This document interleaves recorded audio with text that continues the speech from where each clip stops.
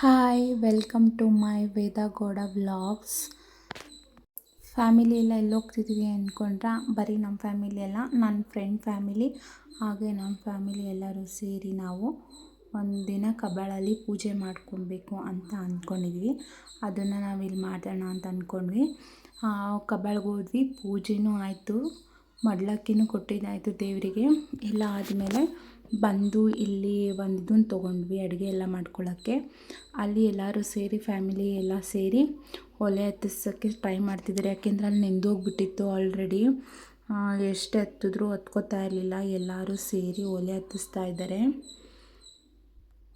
ಹತ್ತಿಸ್ಲಿದ್ದಕ್ಕಿಂತ ಮುಂಚೆ ಇದು ನಂದು ಹೊಸ YouTube channel, please like and subscribe my channel ಅಂತ ನಾನು ಕೇಳ್ಕೊತೀನಿ. ಹೊಸ್ದಾಗಿ ಯೂಟ್ಯೂಬ್ ಚಾನಲ್ ಓಪನ್ ಆಗಿದೆ, ಪ್ಲೀಸ್ ಲೈಕ್ ಮಾಡಿ, ಎಲ್ಲರೂ ಸಬ್ಸ್ಕ್ರೈಬ್ ಮಾಡಿ ನನ್ನ ಚಾನಲ್ನ. ಈ ಥರ ತುಂಬ ಚೆನ್ನಾಗಿರುತ್ತಲ್ವ ಫ್ಯಾಮಿಲಿಯ ಜೊತೆ ಹೋಗಿ ಹೊರಗಡೆ ಸೌದೆ ಒಲೆಯಲ್ಲದು ಅಡುಗೆ ಮಾಡಿ ಊಟ ಮಾಡ್ಕೊಂಡು ತಿನ್ನೋದು ಎಲ್ಲರೂ ಒಟ್ಟಿಗೆ ಅಂದರೆ ತುಂಬ ಚೆನ್ನಾಗಿರುತ್ತೆ ಅಲ್ಲ. ನಮ್ಮ ಹಸ್ಬೆಂಡ್ಗೂ ಸಂಡೇ ರಜೆ ಇತ್ತು, ಹಾಗಾಗಿ ಸಂಡೇನೇ ಹೋಗೋಣ ಅಂದ್ಕೊಂಡು ಸಂಡೇ ಹೋಗಿ ಸ್ಟಾರ್ಟ್ ಮಾಡಿದ್ವಿ. ಒಲೆ ಎಲ್ಲ ಹತ್ತಿಸಿದ್ರು, ಆಮೇಲೆ ಒಲೆಗೆ ಪೂಜೆ ಮಾಡಿ ಆ ನಂತರ ಅಡುಗೆನ ಸ್ಟಾರ್ಟ್ ಮಾಡ್ತಿದ್ದಾರೆ. ಇದು ಅಲಗೂಸ್ ಸೈಡು ಅಡುಗೆ ಮಾಡೋವಂಥ ಸ್ಟೈಲ್ ಇದು. ನೋಡಿ, ನಮ್ಮ ಫ್ರೆಂಡ್ ಅವರ ಅಕ್ಕ ಮಾಡ್ತಿದ್ದಾರೆ ಅಡುಗೆನ. ಅವರು ನಮ್ಮ ಫ್ರೆಂಡ್ದವ್ರದ್ದು ಅಲ್ಗೂರೆ ಅವ್ರದ್ದು ಪ್ರಾಪರು. ಅವರು ನಮ್ಮ ಜೊತೆ ಎಲ್ಲ ಹಿಂಗೇರಿಲೇ ಇರೋದು.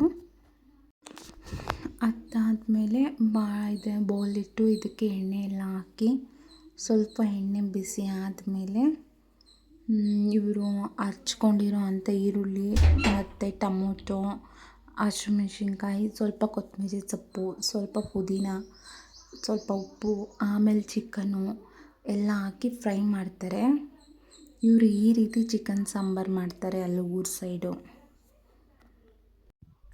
ಮಕ್ಕಳು ಆಟ ಆಡೋಕ್ಕೆಲ್ಲ ತುಂಬ ಚೆನ್ನಾಗಿತ್ತು. ಮಕ್ಕಳು ಅವ್ರ ಪಾಡಿಗೆ ಅವ್ರು ಆಟ ಆಡ್ತಿದ್ರು.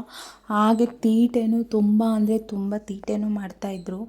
ಅವ್ರನ್ನೂ ಹ್ಯಾಂಡಲ್ ಮಾಡಿಕೊಂಡು ಈ ಕಡೆ ಅಡುಗೆನೂ ಮಾಡಿಕೊಂಡು, ಅಂದರೆ ಫ್ರೆಂಡ್ ಅವ್ರ ಅಕ್ಕನೇ ಸ್ವಲ್ಪ ಎಫೆಕ್ಟ್ ಹಾಕಿ ಅಡುಗೆ ಮಾಡಿದ್ರು.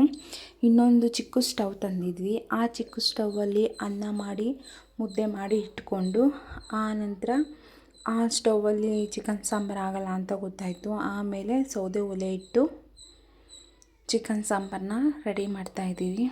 ಎಷ್ಟೇ ಟ್ರೈ ಮಾಡೋದು ಜಾಸ್ತಿ ಹೊತ್ತಾಯಿತು ಒಲೆ ಹತ್ಕೊಳ್ಳೋಕ್ಕೆ, ಕೆಳಗಡೆ ನೆಂದಿರೋದ್ರಿಂದ.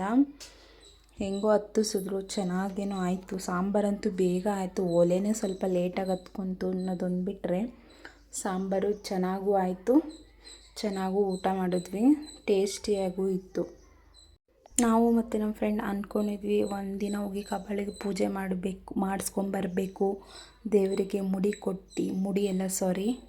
ಮಡ್ಲಕ್ಕಿ ಕೊಟ್ಟು ಪೂಜೆ ಮಾಡಿಸ್ಬೇಕು ದೇವರಿಗೆ ಅಂತ ತುಂಬ ವರ್ಷದಿಂದ ಅಂದ್ಕೊತಿದ್ವಿ. ಅದು ಈ ವರ್ಷ ಆಯಿತು ಅಂತ ಅಂದ್ಕೊಂಡ್ವಿ.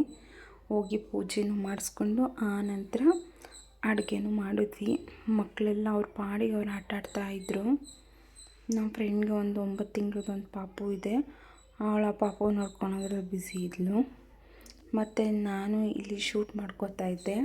ಮತ್ತು ಅವರ ಅಕ್ಕ ಪಾಪ ಅಡುಗೆ ಮಾಡಿ ಎಲ್ಲ ಆದಮೇಲೆ ನಾವು ಅಲ್ಗೂರ್ಗೂ ಹೋಗಿ ಬಂದ್ವಿ ನಮ್ಮ ಫ್ರೆಂಡ್ ಮನೆಗೆ. ಪಾಪು ತುಂಬ ಹಠ ಮಾಡ್ತಿದ್ಲು. ಅದಕ್ಕೆ ನಮ್ಮ ಹಸ್ಬೆಂಡ್ ನಾನು ವೇಲ್ ತೊಗೊಂಡು ಈ ಥರ ಕಾರಲ್ಲಿ ಕಟ್ಟಿ ಆಟ ಆಡೋಂಗೆ ಮಾಡಿಕೊಟ್ಟಿದ್ರು. ಅವಳಿಗೆ ಆಟ ಆಡ್ತಿದ್ಲು. ಆಮೇಲೆ ಇವ್ರು ಖಾರ ಮನೇಲೇ ಹರ್ಕೊಂಬಂದಿದ್ರು ರುಬ್ಕೊಂಡು. ಆ ಖಾರನ ಇದ್ರೊಳಗಡೆ ಹಾಕಿ ಇವಾಗ ಉಪ್ಪೆಲ್ಲ ಹಾಕಿ ಈಗ ಸಾರು ಒಂದು ಹದಕ್ಕೆ ಬಂದಿದೆ. ಮಾಡ್ತಾಯಿದ್ದಾರೆ ಪಾಪ. ಒಲೆ ಹತ್ಕೊಳ್ಳೋದೇ ಸ್ವಲ್ಪ ಕಷ್ಟ ಆಯಿತು. ಅದು ಬಿಟ್ಟರೆ ಅಡುಗೆ ಏನೋ ಬೇಗ ಆಯಿತು. ಮುದ್ದೆನೂ ಆಗಿತ್ತು, ಅನ್ನನೂ ಆಗಿತ್ತು ಆಲ್ರೆಡಿ. ಸಾಂಬಾರ್ದೊಂದೇ ಲೇಟಾಗಿತ್ತು. ಒಲೆ ಹತ್ತಿದ ತಕ್ಷಣ ಬೇಗ ಸಾಂಬಾರು ಕೂಡ ಆಯಿತು.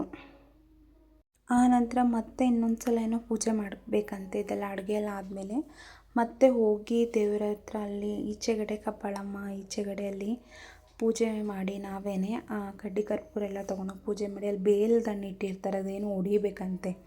ಅದನ್ನು ತೊಗೊಂಡು ಬೇಲ್ದಣ್ಣು ಹೊಡೆದು ಮತ್ತು ತೆಂಗಿನಕಾಯಿ ಉಳಿಸಿ ತೆಂಗಿನಕಾಯಿ ಹೊಡೆದು ಈಚೆಗಡೆ ಗೇಟ್ ಹತ್ರ ಎಲ್ಲ ಮಾಡಿ ಆ ನಂತರ ತಿರ್ಗಾ ರಿಟರ್ನ್ ಬಂದು ಹುಡುಗರು ಐಸ್ ಕ್ರೀಮ್ ಬೇಕು ಅಂತ ಕೇಳ್ತಿದ್ರು. ಅವ್ರಿಗೆ ಐಸ್ ಕ್ರೀಮ್ ಎಲ್ಲ ಕೊಡಿಸ್ಕೊಂಡು ಅಲ್ಲೇ ಸ್ವಲ್ಪ ಟೈಮ್ ಸ್ಪೆಂಡ್ ಮಾಡಿಕೊಂಡು ನೆಕ್ಸ್ಟ್ ತಿರ್ಗಾ ಇಲ್ಲಿ ಅಡುಗೆ ಮಾಡಿದ್ವಲ್ಲ ಇಲ್ಲೇ ಬಂದು ಇಲ್ಲಿ ಸ್ವಲ್ಪ ಎಲ್ಲ ಅವ್ರನ್ನೆಲ್ಲ ಆಟ ಆಡಿಸಿ ಮಕ್ಕಳನ್ನ ತೀಟೆ ಮಾಡ್ತಾಯಿದ್ರು.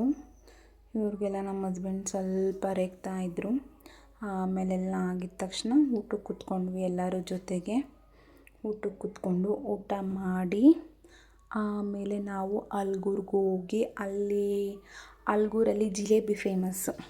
ಹಾಗಾಗಿ ಅಲ್ಗೂರ್ಗೆ ಹೋಗಿ ಜಿಲೇಬಿ ತೊಗೊಂಬಂದ್ವಿ. ಒಂದು ಅಂಗಡಿ ಫುಲ್ ಫೇಮಸ್ಸು.